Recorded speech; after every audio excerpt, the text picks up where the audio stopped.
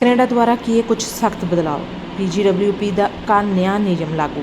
अगर आप या आपके परिवार में कोई कनाडा जाकर पढ़ाई करने का सपना देख रहा है तो ये वीडियो खास आपके लिए है, क्योंकि 2025 में कनाडा सरकार द्वारा इंटरनेशनल स्टूडेंट्स के लिए इमिग्रेशन नीतियों में कुछ ऐसे सख्त बदलाव किए गए हैं जो हजारों छात्रों के सपनों को झटका दे सकते हैं। अब सिर्फ एडमिशन मिल जाना काफ़ी नहीं है, बल्कि आपको फाइनेंशियल प्रूफ, भाषा की काबिलियत और कोर्स सिलेक्शन में भी सख्ती से नियमों का पालन करना होगा।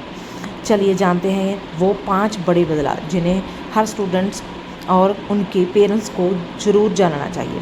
बदलाव नंबर 1, स्टडी परमिट की लिमिट है 2025 से कनाडा में स्टडी परमिट की संख्या सीमित कर दी गई है।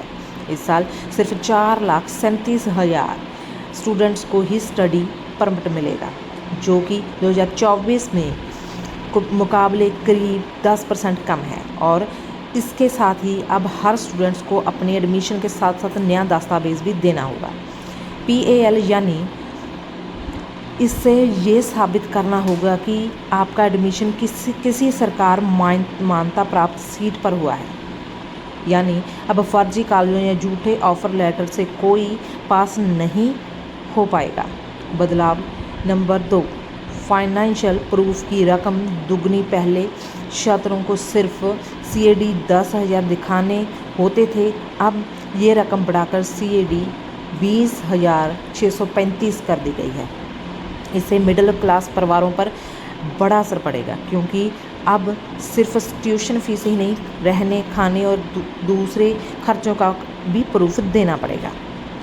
बदलाव number 3, fast track visa programme बंद। कनाडा द्वारा SDS और नेगर स्टूडेंट्स एक्सप्रेस जैसे फास्ट ट्रैक वीज़ा प्रोग्राम बंद कर दिए। इनसे पहले छात्रों को जल्दी वीज़ा मिल जाता था, लेकिन अब प्रक्रिया ज़्यादा धीमी और सख्त हो जाएगी।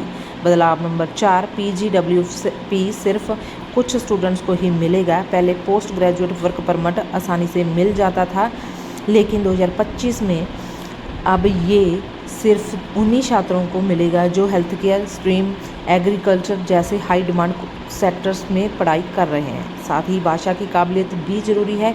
यूनिवर्सिटी स्टूडेंट्स के लिए CLB 7 और कॉलेज स्टूडेंट्स के लिए CLB 5 अनिवार्य है। यानी अब सिर्फ पास होना काफ़ी नहीं, बल्कि आपको नौकरी करने लायक भाषा में भी निपुण होना होगा। बदलाव नंबर 5, स्पाउस को ओपन वर्क परमिट नहीं मिलेगा।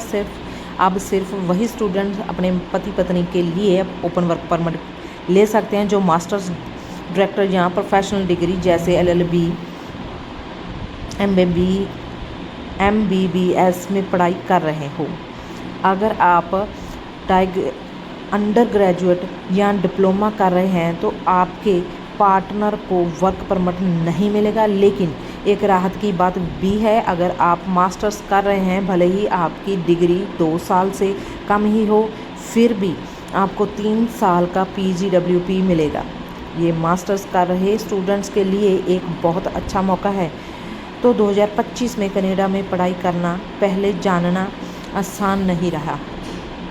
इन नई नियमों का मकसद भले ही इमिग्रेशन सिस्टम को मजबूत बनाना है, लेकिन ये कई स्टूडेंट्स के लिए सपनों के रास्ते में बड़ी रुकावट बन सकता है। अगर आप या आपका कोई जानने वाला कनाडा जाने की सोच रहा है तो इस वीडियो को ज़रूर शेयर करें।